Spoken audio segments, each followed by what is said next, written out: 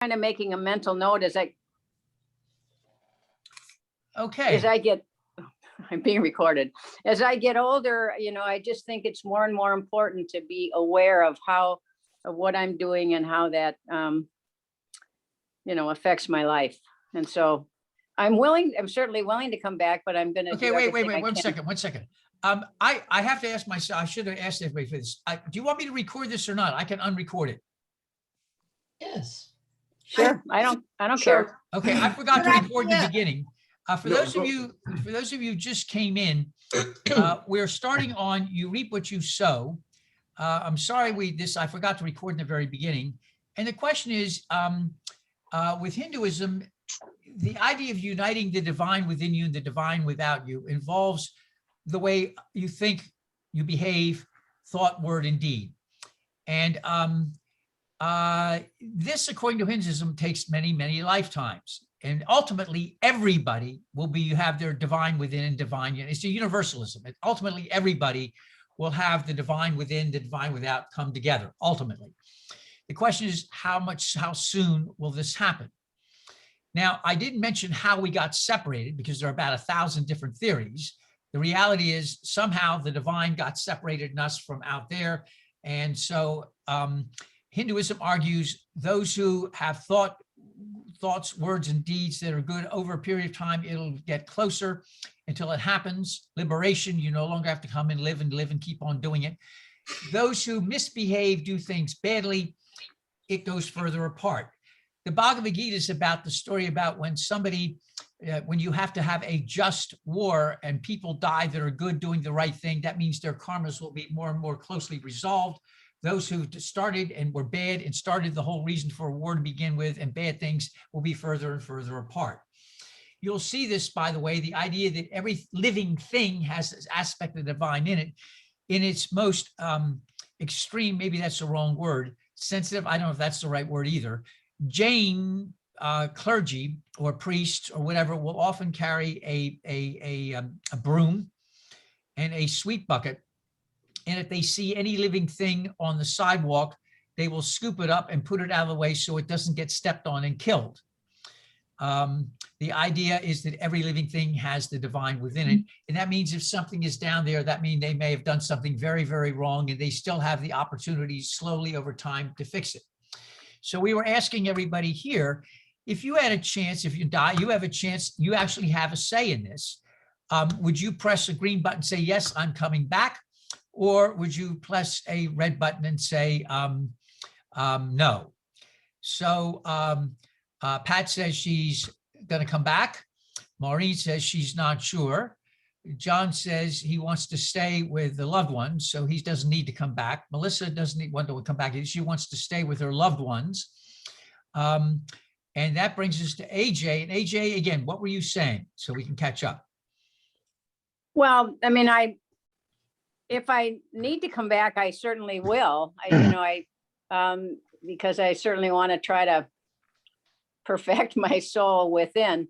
But I'm pretty aware of the kinds of things, thoughts, words, and deeds that are helpful to bring me good karma. And in my lifetime, have had some just incredible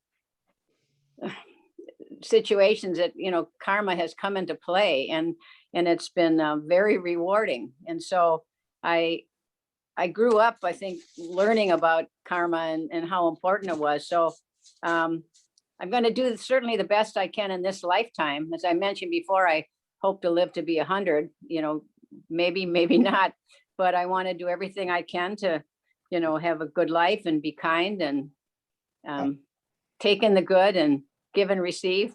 So okay, but would you want to come back? Do you want, or you're not sure?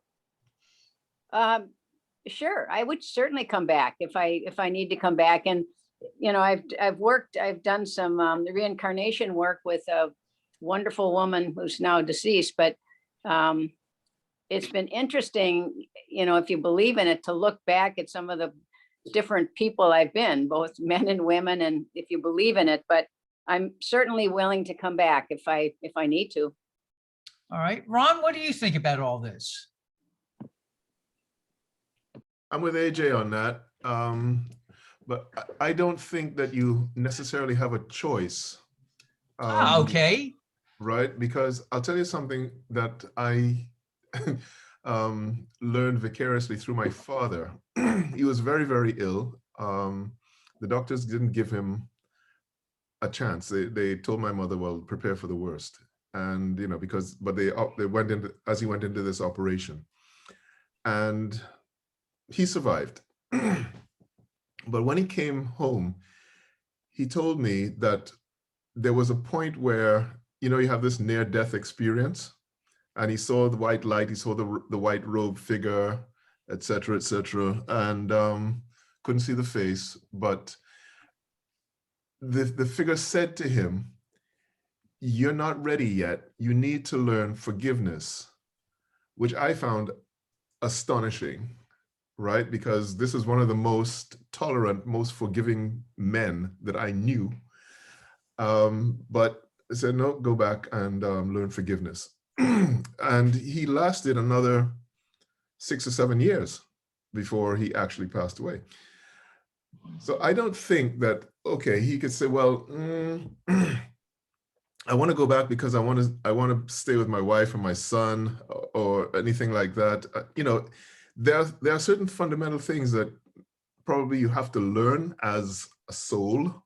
And if you have to you haven't learned it, you keep going back into the classroom, and that classroom can be, you know, we don't know. There's so many million galaxies out there with that can harbor life as we know it. We just haven't been in touch. They're so far away from ours. We could come back somewhere else that's similar, but it's to get the experience of the interaction with other souls and do right by them, as you know, and be a good person, as AJ said. So I'm with Maureen on this. I think if I had to come back, I would come, and AJ, I'd come back, but I wouldn't be you know, say no, I don't want to come back because I want to go and be reunited with my wife, or my father, or anything like that. I don't believe we have that kind of choice. Okay. And Again, these are everybody has a different way of looking at it. That's fine. Okay, Yeah. Patsy, you were saying you've been kicking this around for a while. Yeah, about 50 years. Okay. All I've right. spent, investigating and reading. And about 10 years ago, I formed a group with many of my close friends, not many, it's a small group, about 10 people.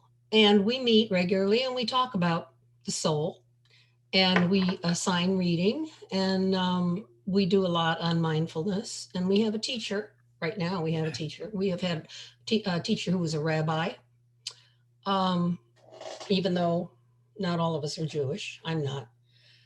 But I do believe in reincarnation, and I don't think it precludes reuniting with the people you love. I think it's built into the system. And I believe that's one of kind of the core thoughts surrounding reincarnation, is that you are reincarnated with the same souls again and again in order to perfect the relationship may be different, but the people you have that really strong connection with, you're kind of a group, and you work through your karma in a group. I didn't realize that. And there's a wonderful book I'm going to mention that my daughter recommended to me, which sets all this out. It's a fiction book, but it's really good. It's called The Years of Rice and Salt. And it follows a group through different ages in history as they are reincarnated, and also their conversations, their interactions in what they call the bardo, which is a word for where you go between lives. I don't mean to sound like an expert. I'm not an expert, but I've done a lot of thinking about it, and I do believe it's a fact. As you can see, by the way, when you really start getting into Hinduism, Buddhism, one of the things you're going to find, which shouldn't surprise anybody, there are a gazillion variations on a theme. And there are many ways to look at all of this, and some of them are very contradictory, but there are all many ways, depending upon which guru, which spirit advisor, what your own contemplations are. That's why I'm saying, so all of you have different points of view. There, again, I cannot stress one isn't right, one isn't wrong. It's what you are working on your own path and what you genuinely feel. So we're getting, all right, so we've heard from Ron, we've heard from Patsy. Okay, Nanette, how are you approaching all of this? I am so ambivalent. I mean, I'm torn. Okay. I am not thrilled at the idea of more lifetimes in which I will need to suffer, because suffering is part of life. But in terms of what my beliefs are, it's almost like my entire lifetime is a series of experiences during which I hopefully am beginning to unpeel the layers of an onion. So you know how you slowly take off one layer after another after another.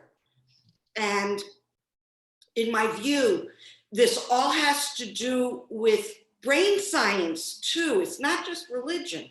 And how the ancients knew this, I will never guess.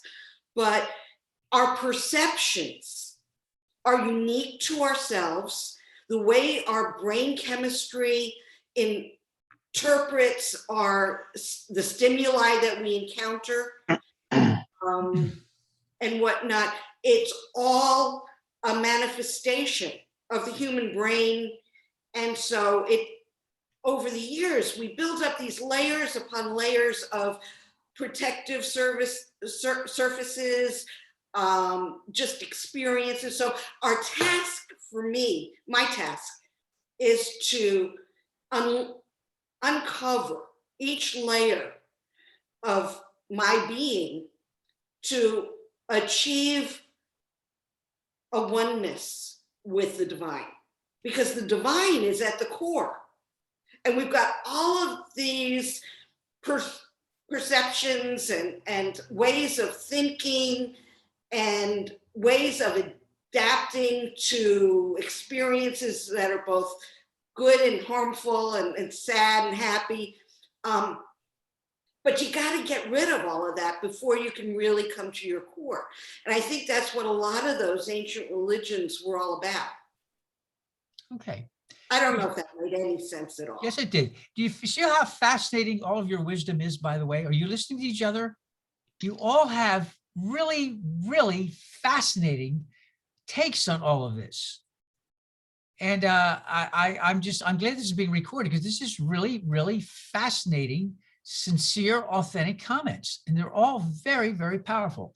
Ray, what do you think about all of this, about life or death or reincarnation, whether you would, if you had a choice, whether you would come back or not? What is your opinion about this? Okay, so I've lived a pretty good life. It's been good to me. I can't complain. I don't regret it. But I definitely don't want to do it again. No. Once it's enough, I'm done. When I'm done, I'm done. So bring me to my divine and I'm happy. But I don't want to come back. Okay. I'm afraid to come back because there's a curiosity of what you come back as. So nope. All right. Okay. Rowena, how do you? Can you hear me? Yes. Oh, wonderful. Okay, so listening to all this keeps taking me back to Quantum Leap. Anyone remember Quantum Leap? Where the scientist has to go into other people's bodies to fix what's has to be done. Anyway, I prefer, there's a Greek philosopher who said that we all have a bit of soul in us, which is linked from a large ozone layer of soul outside the planet, and that when we die, our soul returns to the ozone layer to protect the planet. So I actually like that. I've never heard of that. Okay, that's something new. You taught me something. I didn't know that. It's always stuck with me. I did the ancient Greek, ancient history in school many years ago, and that's one of my favorite philosophy constructs. Huh. All right, Rowena, thank you. My cousin Doug.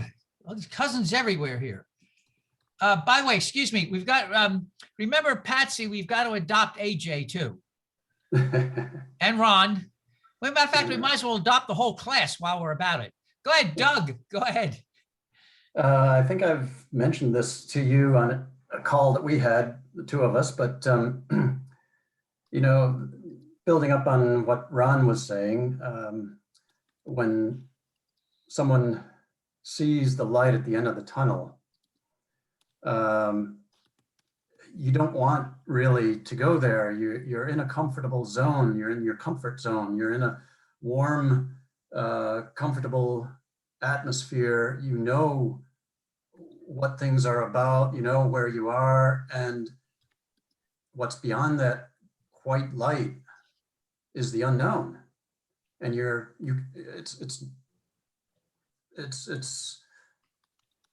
it's normal to be scared about it. But I'm talking about what we call birth. 9 months, you're in a very warm and comfortable setting in the womb. And then you're forced out towards the light. Oh, Birth.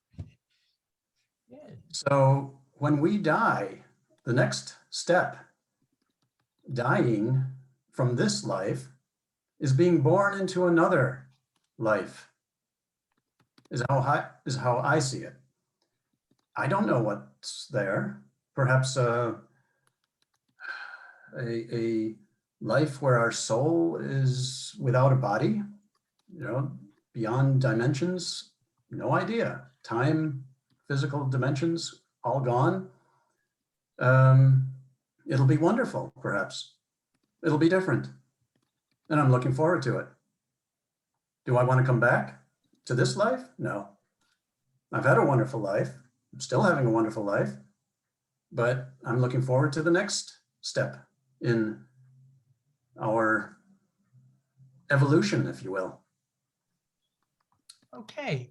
I see over there, I'm guessing this is Tony Lee. Is this you this morning? Are you there on TMO's iPhone? Is that you, Tony? I don't know if Tony can hear us on the iPhone or not. All right, Kay Schweitzer, what is your feeling about all of this? Would you want to come back? Would you want to believe in reincarnation? Tell us what your feelings are, if you wish.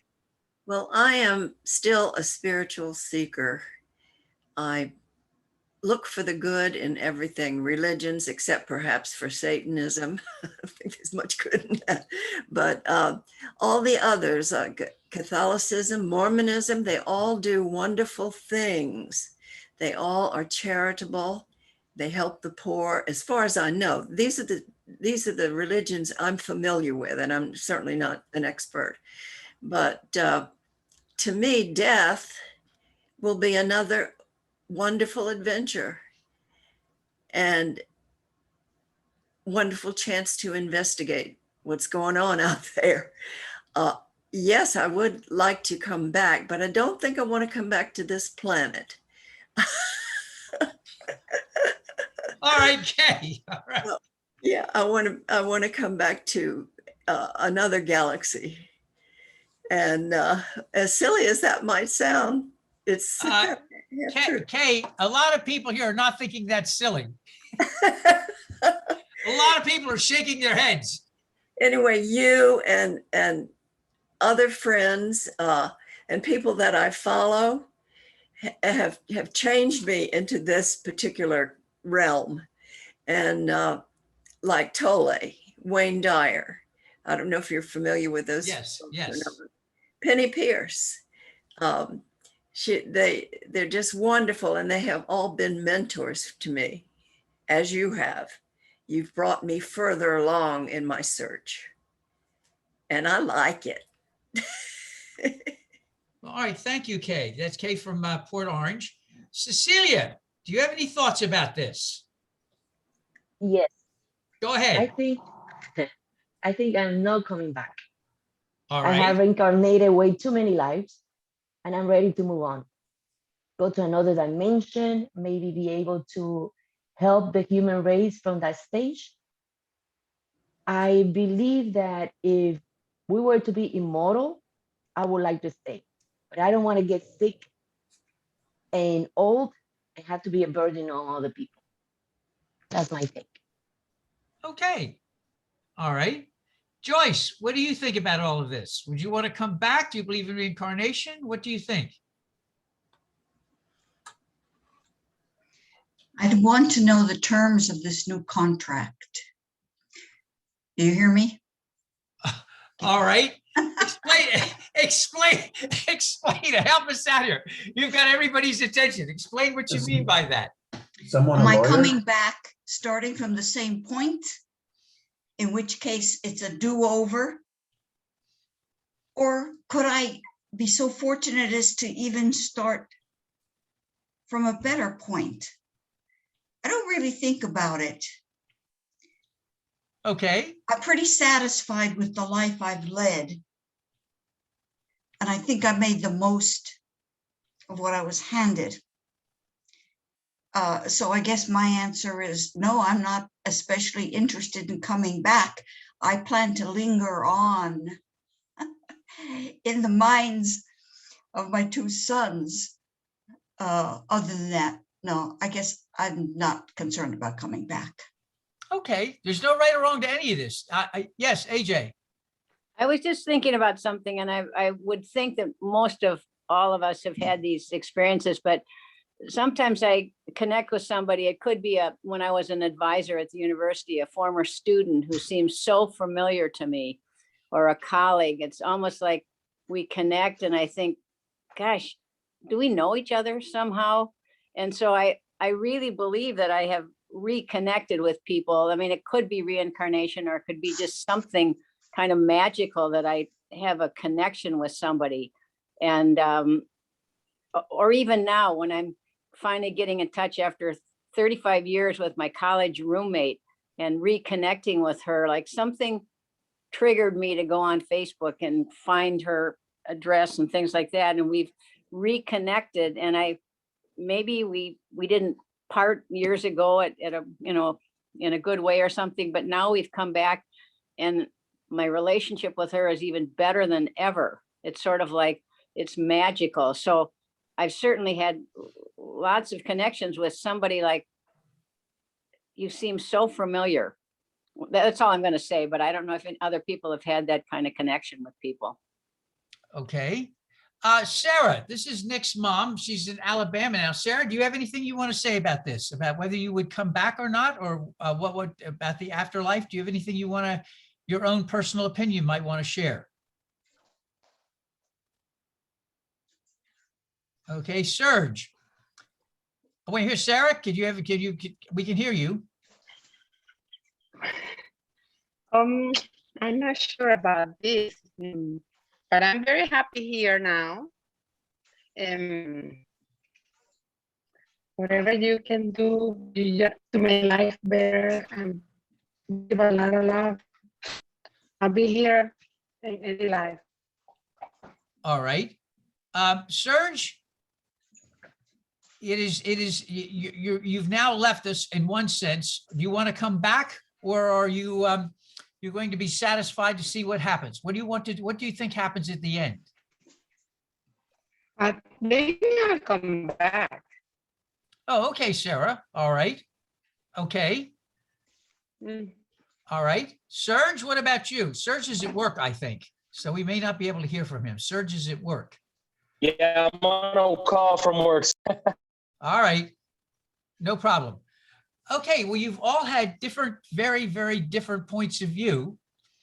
As you can tell, there's no right or wrong. It's what each of you are following and experiencing based upon the way you look at life, the way you look. There's a picture of Sarah. Good morning, Sarah. There's a picture. All right. Sarah's, Sarah is, sometimes this is the first time many of you have ever seen Sarah. Sarah is Nick's mom.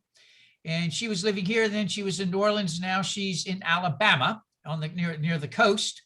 And good to see you this morning, Sarah. Nice to hear you too. Okay. Thank you. All right. All righty, everybody. So you've shared different things about what you believe and where you think you may go. And I've been absolutely fascinated and delighted about what all of you have said. It's absolutely fascinating. Any other comments before we move on? Any other comments? Any other questions? All right. You reap what you sow. That has an effect not only now, but also it may have an effect if you believe in the Hindu idea that will be carried on by other religions, that it affects what happens to you when you die, the way you live life now. You'll notice, by the way, I didn't answer the question I asked all of you. Yes, moving right along. And I'll just simply say this. I think most of you know this. I did die. I was clinically dead for a while. And the way that happened, and would say this is still vividly etched in my mind. I was, it turns out I was having massive congestive heart failure. And Christmas Eve, I was in conducting a service and I swelled up. This is when I was in Chicago, in Park Forest. And I had swelled up and then I got sick and then I was fine. And I went and conducted a service, came back and swelled up again, got sick and conducted a second service, came back. And the next day or two, next, I guess it was the 26th, I called the doctor, said, I am not well. They immediately put me in the hospital. And in the afternoon, the nurse came in around 3:30 and she said to me, are you all right? And I said, I have a really bad pain in my stomach. The next thing I know, I was in a cardiac intensive care and they put a monitor on me. Now, what I'm about to say, some of you probably have heard this before. I'm not making this up. This is the kind of thing it's indelibly etched. They're putting the monitor up and I saw the monitor go flat and I hear the beep and I let loose with several words that I cannot repeat here. The gist of what I said was, if I'm dead, how come I'm in so much pain? Which point the doctor said, Kenneth, shut up, turns the monitor around, and I went out. Now, when I went out, unbeknownst to me, they lost me. And I had been out 2 to 3 minutes gone. I mean, I flatlined. And a doctor from Brazil, now I'm told all this after the fact. A doctor from Brazil comes in because they threw a code and they said, he said, in Brazil, what we do, but we're not allowed to do that here. They said, doesn't make any difference because we've already lost them. What did they do? And it's just out of Pulp Fiction. They took one of those big needles about yay big, that thick around, and they filled it with dopamine. And they jammed the dopamine in the heart. Now, I told all this afterwards. Obviously, I'm gone. I mean, I didn't have any clue about this. And the chemical reaction of the dopamine in the muscle of the heart caused such massive spasms that it caused everything to open up and the fluid came pouring out. I wake up 12 hours later, having no clue that any of this went on, and looked around and said, hi. And they said, well, you're back. I said, yeah, what happened? They said, now's not a good time to discuss what happened or how are you feeling? And they did all these things. I said, I'm fine. They said, you are. You look fine. Well, we'll talk about this later. I should have known, like when I had the heart transplant, a close friend of mine who was a doctor drove me up to the transplant. And he said, nobody really told you much about this team, did they? I said, what does that mean? He said, we'll talk later. So later on, they told me about the dopamine and having gone out and having lost me 2 to 3 minutes, somewhere around that. I was gone, flatline. And with a heart transplant, evidently, you need a good 50 surgeries for the team to have itself where they are functioning and they really got it down. I was only number 39. And the team had much work to do. That's all they told me. And so I've had some interesting experience. One of the things that did happen to me, though, and I share this as information, not with any commentary, is that I did not see any white light. I did not see any robes. I was just gone. two things that I will just say, two short commentaries. Number one, like in the movie Ghost, there was nothing waiting for me, which I thought was good. In the movie Ghost, the guy was really bad. These things came out, were waiting for him. All these things. To me, that was good. And because my life has been rather chaotic, one of the things that I was very glad about is that I was at peace. So while I didn't see a white light, I knew that I was not in pain, I wasn't in turmoil, and I was at peace. And so that's what I know from that. So I am like a lot of people. I'm not sure. I liked the peace and being at no more turmoil. So for me, I guess death does not hold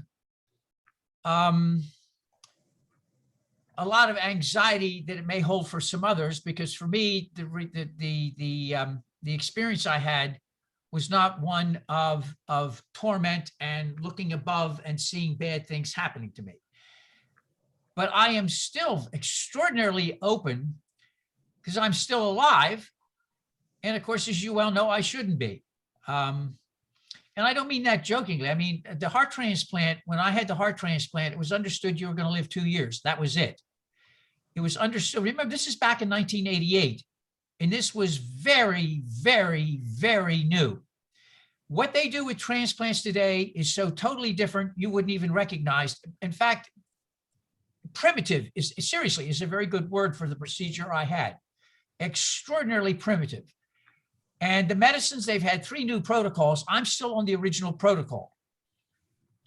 So the way I look at things is in many ways primitive. So when I'm listening to all of you, I've certainly not closed the door. I guess I'm like a lot of you. I'm not interested, like some of you, I'm not interested in coming back. But on the other hand, I am also always fascinated by what other people think and experience, especially when they're like you and you're being very authentic. One of the things that absolutely fascinates me and inspires me about a group like this is the authenticity that all of you bring. The honoring that you do for each other's paths, the honesty that you bring, and the way you accept each other has different ways of looking at things. And you do that really well, which is hard to do today. As you well know, the times in which we're living, people don't do that.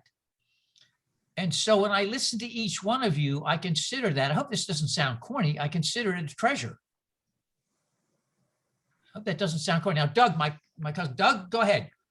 Yeah, I was just wondering, that episode that you just described, that was before the heart transplant, right? That's correct. Yeah, okay. How many years before, or was it just? 3. When I had that episode, basically they told me that my heart was severely damaged. And they said that 25% of the people heal fairly well. 25% plateau and then go down, and 25% don't heal at all. Well, 6 months later, I was on the treadmill and I lasted a minute longer than an athlete. And I was one of the 25% that healed until I had an unexpected massive allergic reaction all of a sudden out of nowhere to the meds I was on. And that's where everything went downhill. And at that point, the doctors at Halifax Hospital said there's nothing they could do. And they said, but there was an experimental program at Shands Hospital, and maybe I could qualify. And so I had to go through these things, and I qualified. And it was quite a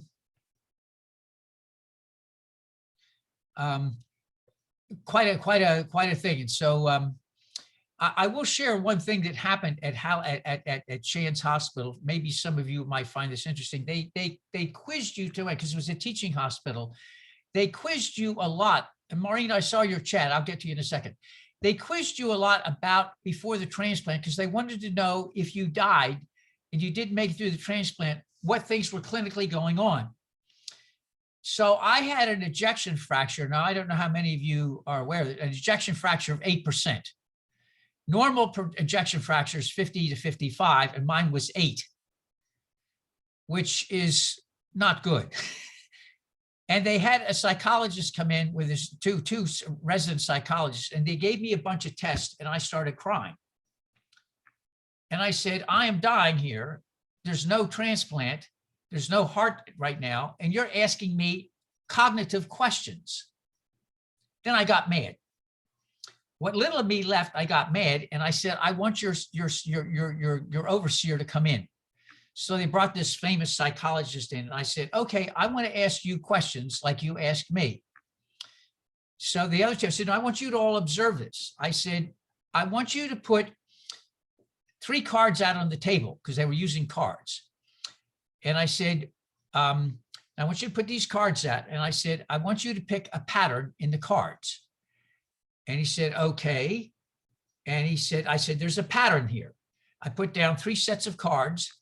Look at them again, and look at it, tell me the pattern. And he said, no, this doesn't, no. I said, you don't see the pattern. He said, no, I don't see the pattern.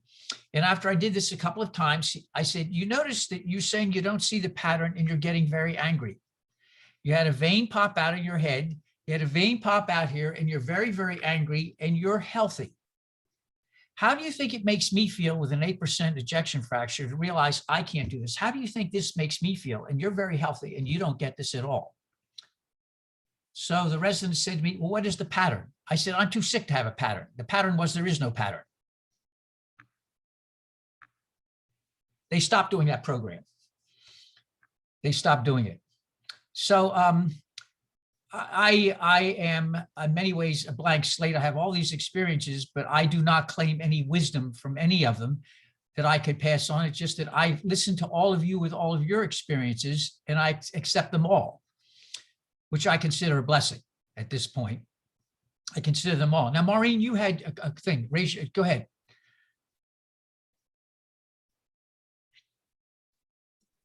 Yeah, I mean, we went first, and the question was, would you choose to come back or not? Not whether we believed. I don't believe in reincarnation. I don't believe in an afterlife. When it's done, it's done. And that's why, like, if I had a choice, I don't know, would I really do it over again? I certainly wouldn't want to come back to this life, like this planet, like someone else said, this human life. Yeah, no, I think when I'm done, I'm done. But I don't believe there is that choice. I don't believe I'm going to be reincarnated. I don't believe I'm going anywhere.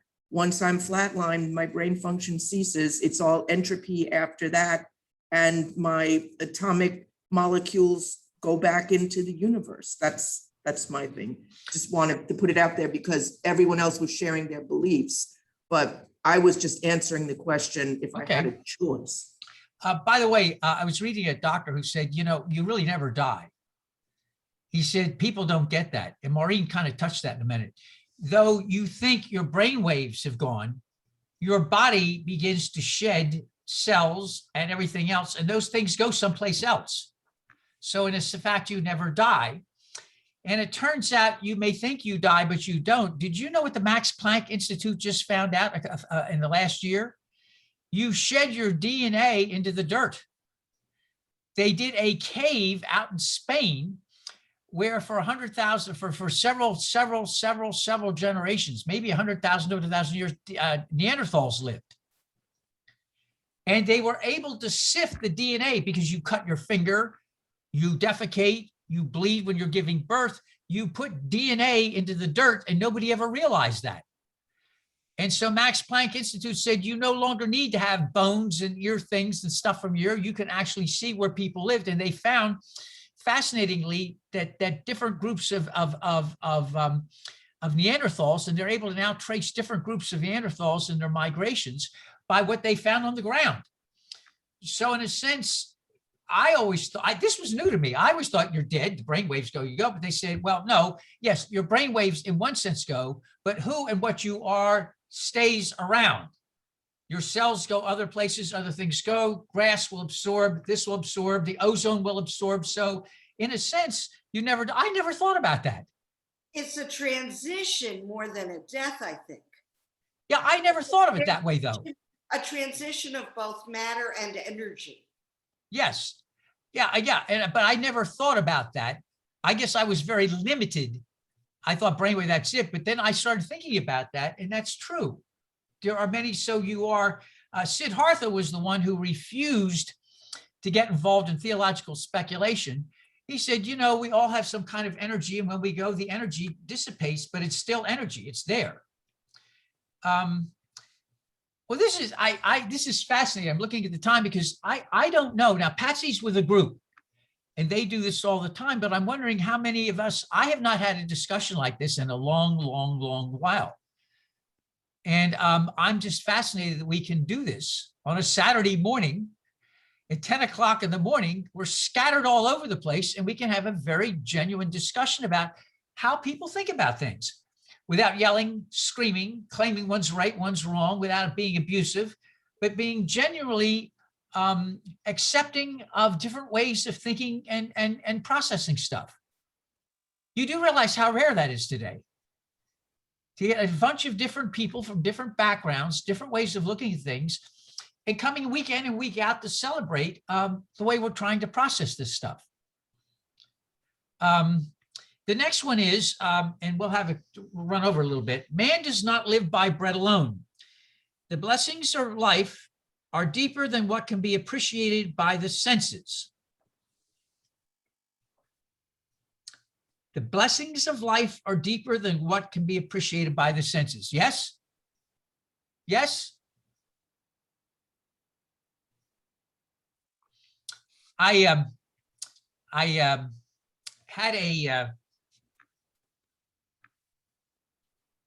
experience when I was in rehab. I went off to rehab, and it was Christmas Eve, and all the people who'd been at rehab went home for Christmas Eve. The newbies, about 20 of us, came in, and everybody was depressed. So I had us watch Beavis and Butthead do Christmas Eve.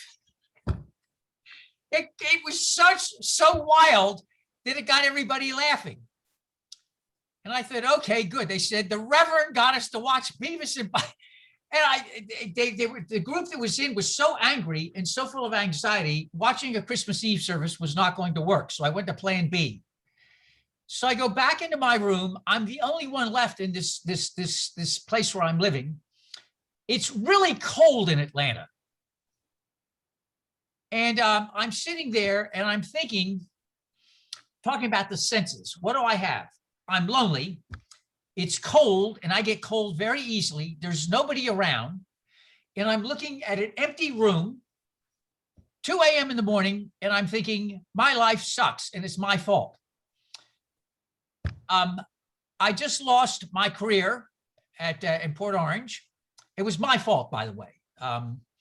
I did not deal with the alcohol, and my life as I knew it was over.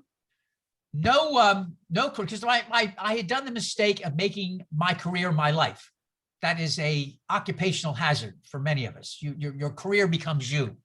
You haven't learned. I didn't learn how to divorce the two. So I looked at myself and I said, first of all, I have a health situation. I've got alcoholism. I've got no career, and I'm old. I was only 51, I think, but in my mind, I was old. I said, my life is over, absolutely over. I said, I have nothing, I've got no career. Nobody will ever go out with me, and I don't blame them. I said, my relationship history has been an art form of disasters. In fact, I put relationship disasters into an art form. Really, it should be up on a museum someplace. Picasso. And I said, really? I said, this is awful. And I really, really saw a black space, a black hole. And I don't know how to explain this. You understand, and I know you all get this, that words don't work. So please understand that I understand the words just are not going to be able to share with you what I experienced. And I'm talking about how senses don't really work and words are not helpful. I had an experience where I say a voice, I'm not sure how to explain this, said to me, basically, quit feeling sorry for yourself. You should be thankful you've had a chance to dry out, to get out of all the work and find yourself again. You got work to do the right stuff, and you've got a fabulous life ahead of you, but you've got choices to make. Make the right choices I'll be with you. You're on and you're good to go.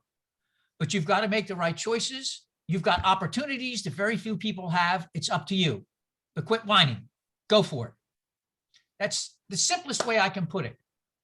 And from that moment on, everything changed. Now, I can tell you, I was not expecting anything like that at 2:30 or 3 in the morning when I was freezing. It was Atlanta and I was by myself. And my life, as I had seen it, had been in the pits. And I took full responsibility for it, by the way. I didn't blame anybody else. So when we talk about things beyond the senses, I just share with you an experience of which I cannot explain it all. But from that moment on, everything changed. Now you can do that what you wish, but I'm just sharing with you that happened, and I never looked back. That's not to say I haven't made mistakes. That's not to say I haven't gotten lost on the path, but I'm saying everything changed. And so to me, the senses are very important, but sometimes things happen beyond the senses that you can't account for. That's all. That's just a personal thing that happened to me. I'm not expecting anybody else to understand that or agree with that, and just to share that sometimes our senses this is right. They don't get everything. You can see, but you don't see. You can feel, but you don't feel. You can smell, but you don't see. Am I making sense to any of this? Anybody before I? Yes, you are. And our senses are so tied up with our brain architecture, you know, how Yes. early experiences stick with us in the brainstem and the hippocampus, and all of that affects how we interpret what our senses are experiencing. Yeah, they're limited. Yeah, and I think one of the things that by the way, I'm sure most of you agree with this.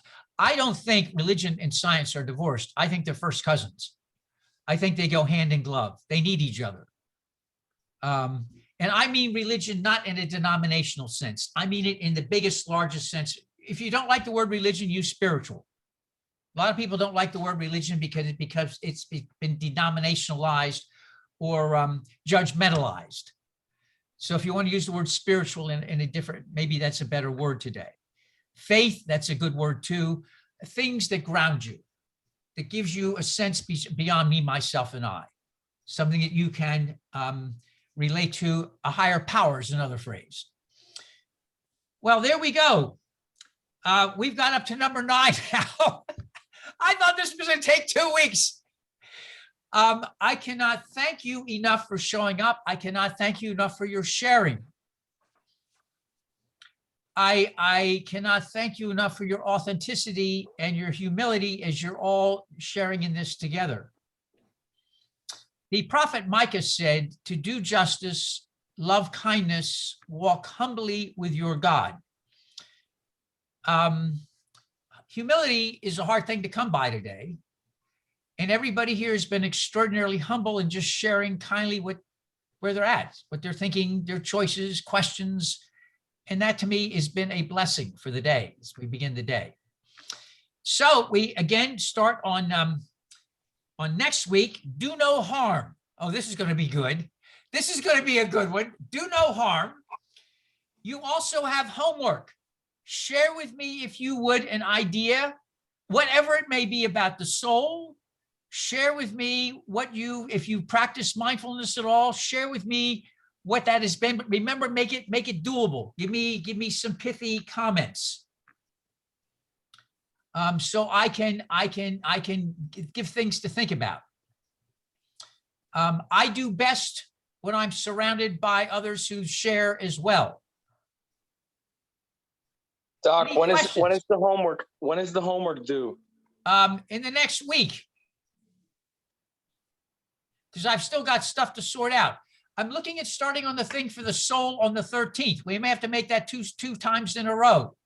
I don't want to rush through stuff. Will it be graded? No. Did my cousin ask that? Did my cousin? I've got too many cousins. This whole place is my cousins now.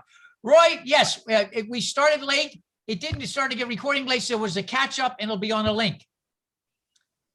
Now, Roy, are you getting the email now?